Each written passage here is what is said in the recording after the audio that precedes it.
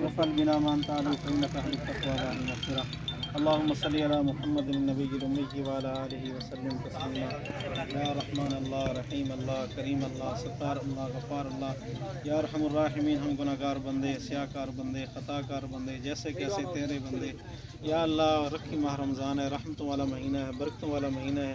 یا اللہ، اس کی برکات سے ہم سب کو محروم نہ فرما. یا اللہ، ہم سب کو اس کی برکات نصیب فرما. یا الہ العالمین، اپنی رحمت خاص ہم سب پر نازل فرما. یا الہ العالمین، رمضان مبارک مقدس مہینہ گزر رہا ہے. یا اللہ، اسی ماہ رمضان میں ہم سب کی ہماری کامل مغفرت کے فیصلے فرما.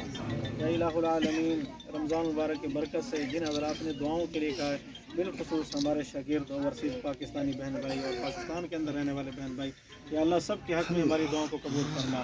سب کی جائز حاجات کو پورا فرما، سب کی نیک تمناؤں کو پورا فرما. جو دکھی درد ہیں، مصیبت زدہ ہیں، یا اللہ سب کی مصیبتیں، تکلیفیں، آفتیں دور فرما. ہر قسم کی زمینی آسمانی آفات و بلیات سے حفاظت فرما.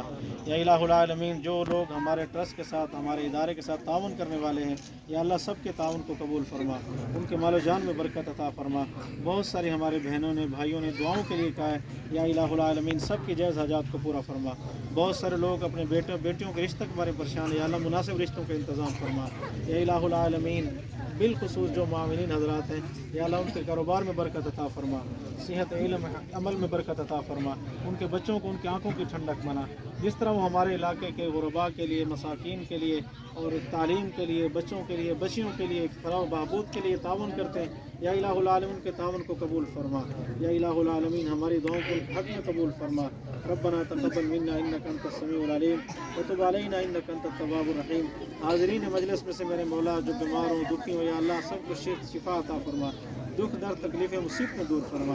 سب کے ساتھ کرم اور فضل کا معاملہ فرما. وصلی اللہ تعالیٰ علی خیر خلقہ محمد وآلہ وصحبہ اجمعین.